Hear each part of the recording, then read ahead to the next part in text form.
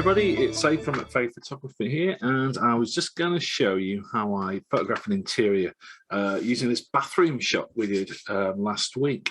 So really the secret of going to people's houses and shooting is to capture everything you might need there and then. So when you get back for any edit that the client comes up with.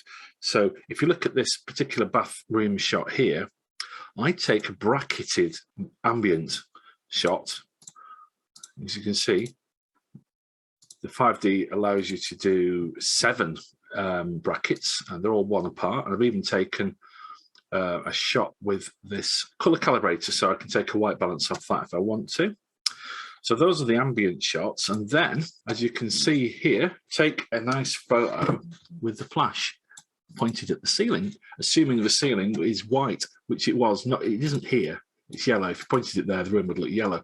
But the whole point is you then flash and you get this different look. So if you look at one of the bright shots there, the ambient, you've got this shadow there, shadows there from these lights here, as you'd expect. With the flash shot, you don't get those, you get a different one.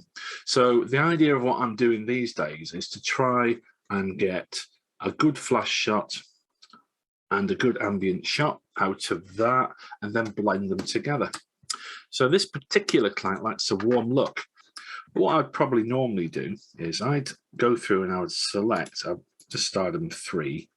I'd select my favorite ambient shot, which is this one, and my favorite flash shot, which is that one, just based on how bright it is. Nothing more than that.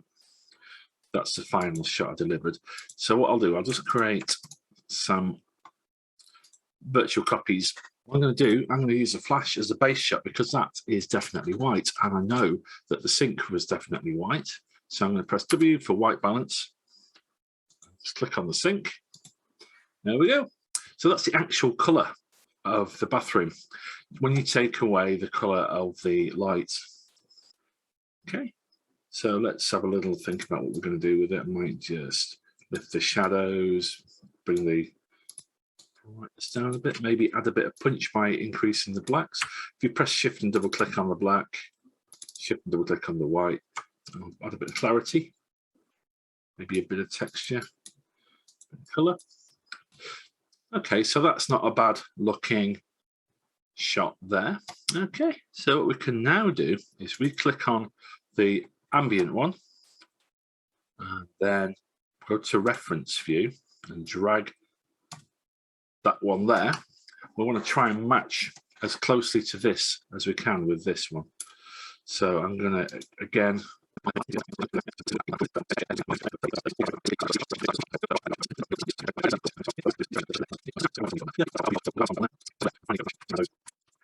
so when we've got to this stage, we've got the 3 shots, one for the window, one for the mirror, 1 flash, 1 ambient. You right click on them, you go edit in, open as layers in Photoshop. Right, so they've eventually loaded up in Photoshop. So the first thing to do is to select all of the layers, go to layer, edit rather, and auto align layers. This is because you've taken 3 shots. You might just have nudged the tripod ever so slightly with your knee, or if it's on a carpet, it might have settled. You can see that a little border appeared there.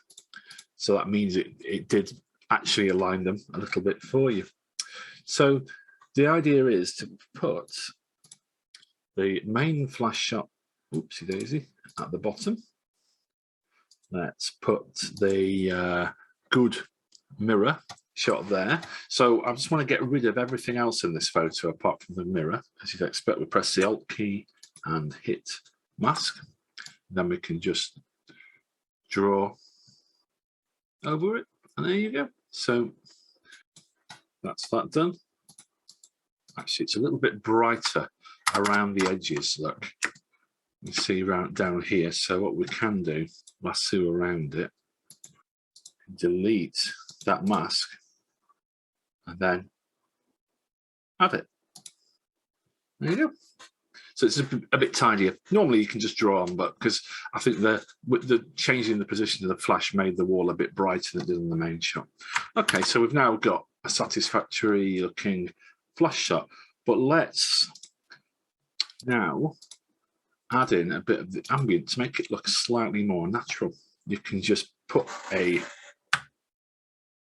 mask on, get a brush, set it to maybe about 10%, fairly big, and then just start drawing. And what this will do, it'll just start to add shadows where you'd expect them, or remove them, and make it look a little bit more. So the idea is that you get the best of both worlds in a way. So maybe these shadows are a bit intense because those down here, so I'll just brush those out. So that's using the flash. Don't really want to see those harsh shadows. And then, so if you show and hide, you can see the sort of harshness of having a full flash shot is that, and then you just soften it up with this ambient. So it really does, you know, it gives you the best of both worlds. If you've got lights in the room, you tend to want to use the flash because you're doing a darker exposure on the flash shot. If you're happy, you press Ctrl S and save. And that goes back into Lightroom in a moment or two. Now, probably does look quite involved, that. But to be honest, once you've done it a few times, you get used to it, and it doesn't take long at all. It comes back into Lightroom as a nicely blended file. Do your crop. Get rid of that towel in the corner there. Maybe bring this in a little bit. There you go. That's your final shot. Now the warm one that the client wanted looks a bit like that. It's just a taste thing. If you're in America, that would sell. If you're in the UK, maybe that's a better option.